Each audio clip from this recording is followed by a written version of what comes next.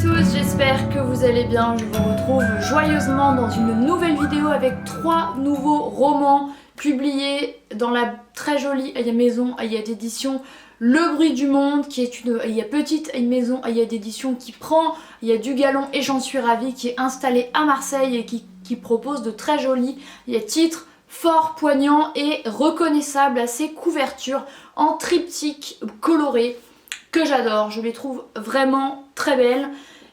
Il s'agit du coup avec ces trois là, ça fait le 4e roman publié chez Le Bruit du Monde que je lis, et du coup j'en ai lu 3 de suite exprès pour vous proposer cette vidéo que j'avais hyper hâte de vous proposer, parce que j'adore faire un petit peu des catégories de vidéos par auteur et par éditeur, un petit peu comme mes vidéos rentrées littéraires. Et pour celle-ci, il y en a du coup, il y a 2 récents qui font partie de la rentrée littéraire.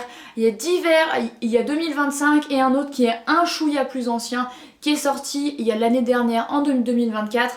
Et du coup voilà, j'en ai profité, j'ai intercepté celui-ci qui allait repartir chez l'éditeur.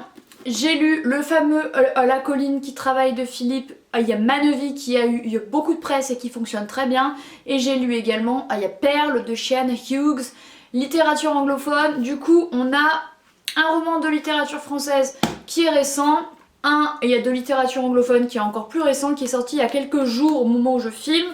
Et celui-ci de littérature anglophone également, qui est un petit peu plus ancien. Donc on commence cette vidéo très joyeusement. Franchement je suis hyper contente de vous proposer cette vidéo. Alors je précise, il y a des livres qui sont jaunes, qui sont roses dans la collection. Vraiment je trouve que les couvertures sont trop belles. Donc pour cette vidéo on aura, il y a 2 verts et un bleu. Et je me suis habillée en bleu. Alors on va commencer avec le premier livre que j'ai lu chronologiquement. Il s'agit des larmes rouges sur la façade de Navid Sinaki.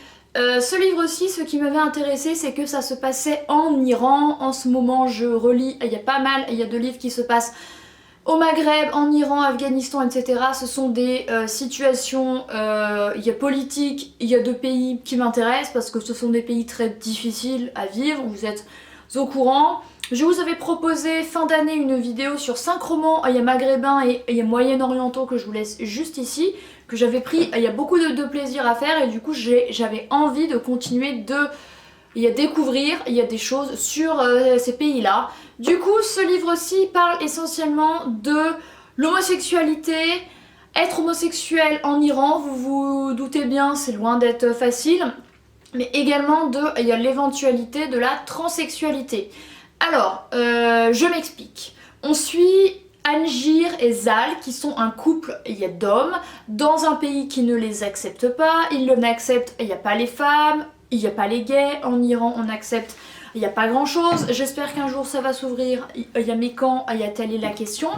Un jour, Zal se fait casser la figure parce qu'il est avec un autre homme, et 3 hommes les voient, ça ne leur plaît pas, et cassent la gueule à Zal, qui se retrouve à l'hôpital. Donc Anjir court à son chevet. Forcément, d'une, il est un peu blessé que Zal l'ait trompé, parce que s'il a été vu avec un autre homme qui n'était pas lui, c'est que c'était ce que ça voulait dire quoi. Il va aller au chevet de Zal régulièrement parce qu'il va rester un moment à l'hôpital.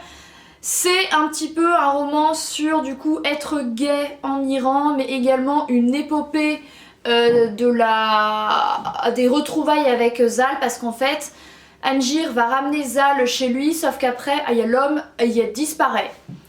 C'est un roman également vraiment basé sur le sexe. Il y a de sexe dans ce roman, peut-être même un peu trop. J'ai trouvé que certaines scènes n'étaient pas forcément très utiles. Anjir, c'est un homme qui se venge un petit peu de Zal parce qu'il l'a trompé. Il va lui-même coucher avec plusieurs hommes. Il va faire la connaissance de Layli. Il y a Layli qui est une femme transsexuelle. Ça aussi c'est un petit peu interdit en Iran, vous vous en doutez. Anjir travaille dans l'hôtel de son oncle qui vit très souvent aux États-Unis, qui est un homme riche et qui laisse son hôtel à son neveu. Son neveu fait un petit peu ce qu'il veut dans son travail. Il couche régulièrement avec Zal à l'hôtel. Les 2 hommes vraiment vivent passionnément leur vie. Enfin, avant l'accident bien sûr. Ils se cachent, mais voilà, ils font pas non plus ultra attention. Et cette rencontre avec il y a Layli, cette femme trans, va être assez déterminante parce que Anjir va se dire si j'étais une femme, ce serait quand même bien plus simple de vivre mon amour aux yeux du monde avec Zal. Et en fait, ce que j'ai trouvé étrange dans ce roman, c'est pour ça que je ne l'ai pas hyper aimé. Je pense qu'au max, je lui mettrais un 7 sur 10.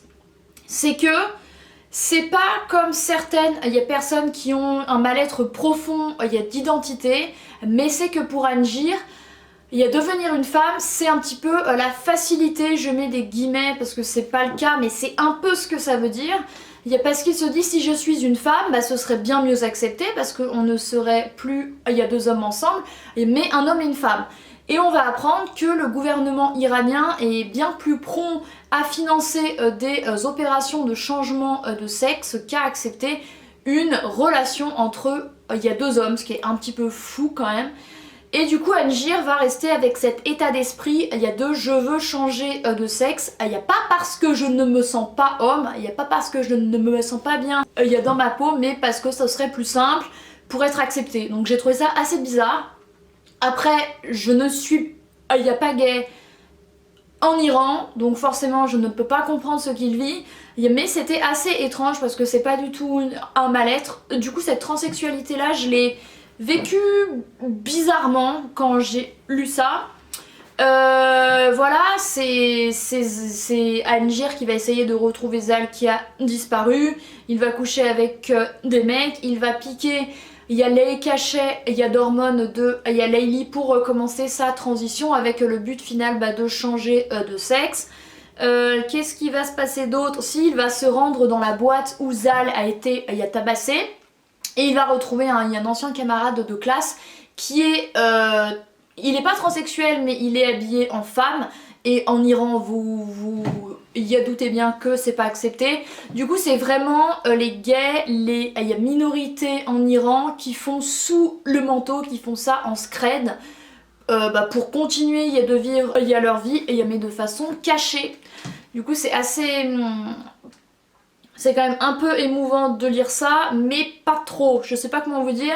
C'est un livre où on a un petit peu de la pitié pour les gays qui doivent se cacher, mais la façon dont c'est écrit, c'est plutôt un mec obnubilé par le sexe et par changer de sexe par facilité. C'est un peu étrange. Il va même retrouver la femme de Zal qui est mariée à une femme, parce que ça se fait. Sauf que cette femme, elle trompe Zal avec un autre homme, parce qu'elle sait très bien que Zal est gay.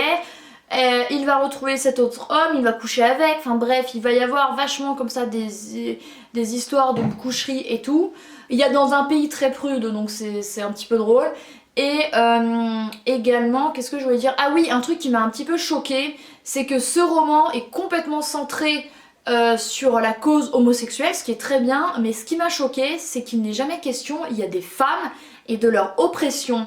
Il y a par exemple, on suit que certaines situations où il est question du voile d'une femme, donc imposé aux femmes, mais jamais qu'elles sont ségrégées, qu'elles sont complètement inférieures aux hommes. Et ça m'a un petit peu posé problème. Il y a parlé de l'Iran sans parler des femmes. Alors c'est pas un roman sur les femmes, mais il y a quand même des femmes dans ce roman et ça m'a un petit peu choquée. Voilà, c'est ce que je voulais dire dans cette vidéo. Donc c'est un bon roman, mais c'est quand même un petit peu spécial. Voilà, je pense que c'est tout. Ensuite on passe à La colline qui travaille de Philippe Manœuvy qui a eu énormément de presse récemment. Il est passé à la grande librairie, beaucoup de personnes le lisent, en parlent, les journaux en parlent, la presse, etc. Celui-ci c'était un service de presse que la représentante m'a sympathiquement envoyé. Je suis hyper contente parce que vraiment j'adore ce que fait Le Bruit du Monde. Celui-ci je l'ai beaucoup aimé. C'est un livre sur Lyon, sur la famille, sur la transmission, sur plein de choses. En fait, il y a l'auteur qui actuellement habite au Canada et qui est prof de français et de théâtre.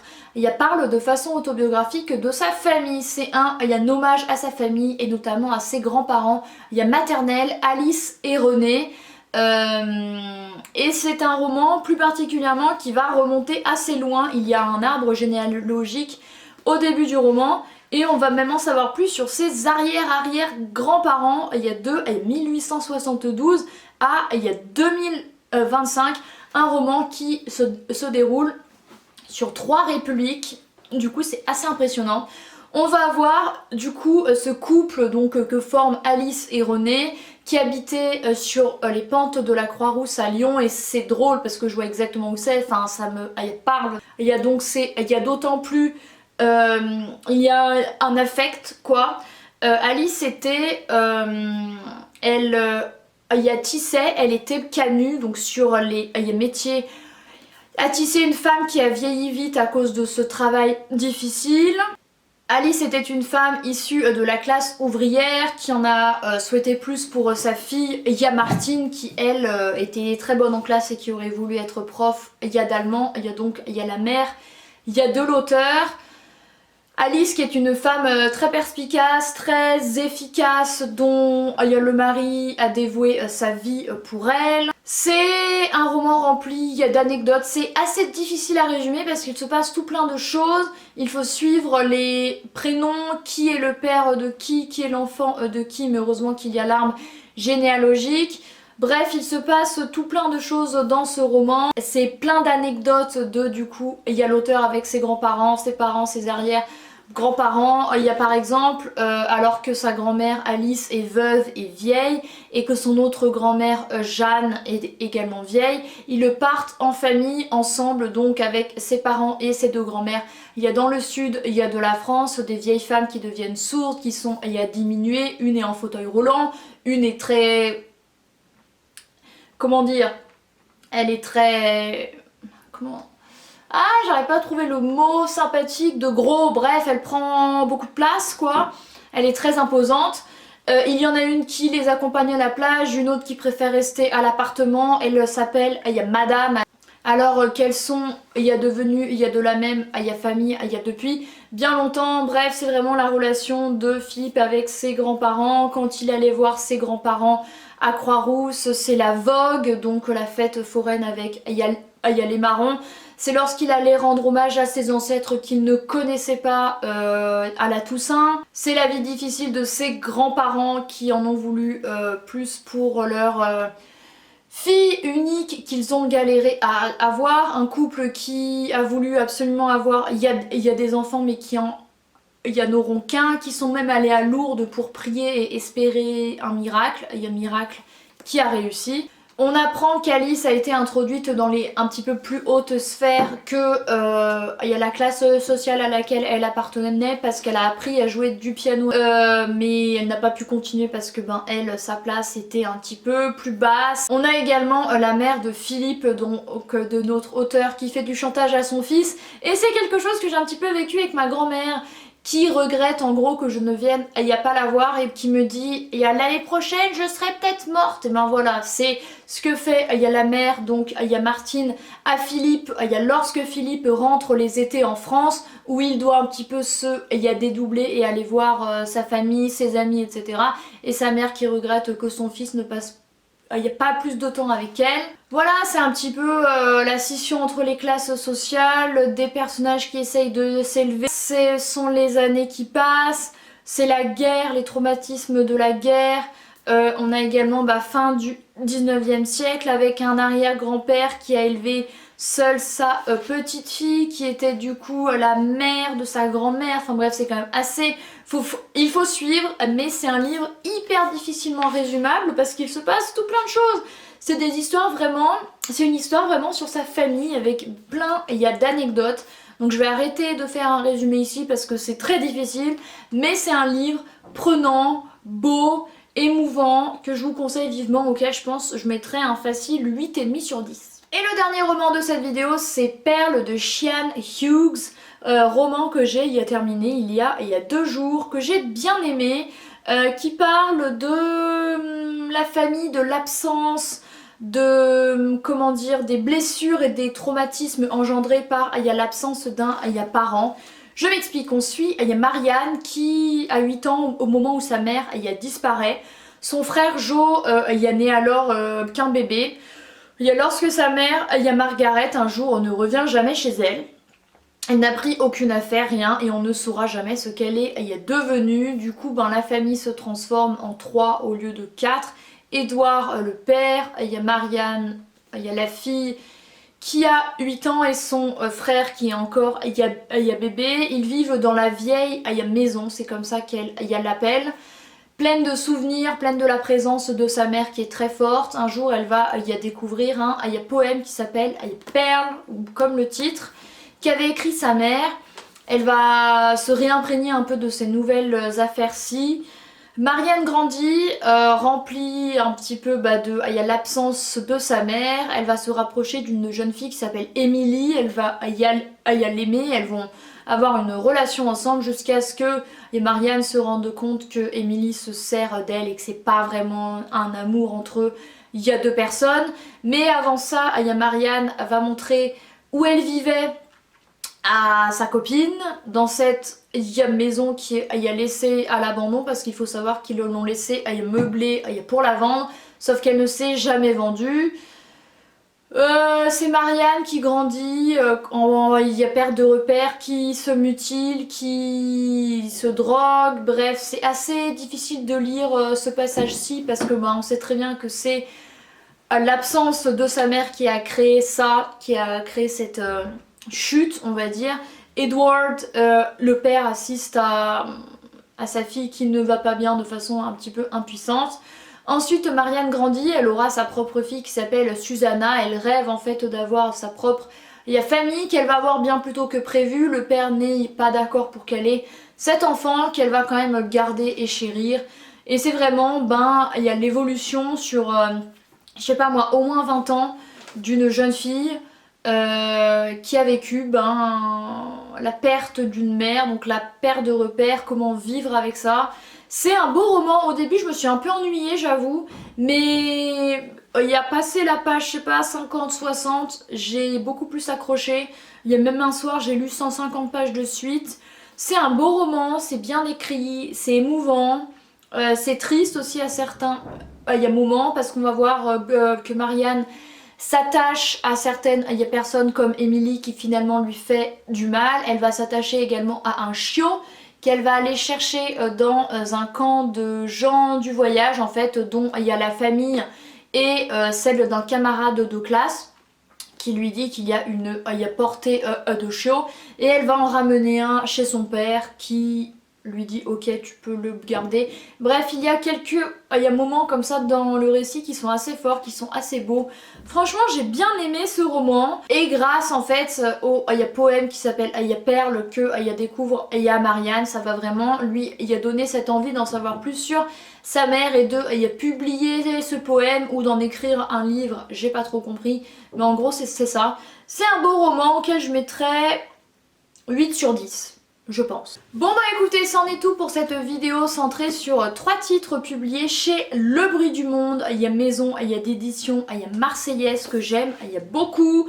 J'espère que cette vidéo vous a plu. Le premier roman que j'ai lu de la maison d'édition, je ne l'ai pas avec moi parce que je l'avais emprunté, mais c'est Il y a l'œil de la perdrix de Christian Astolfi, que j'avais adoré, qui est orange, que je vous conseille vivement. J'en ai acheté un autre également, qui est juste ici et qui est rose, qui est trop beau, que je lirai fin d'année, l'année prochaine, je ne sais pas encore, et dont je vous reparlerai bien évidemment.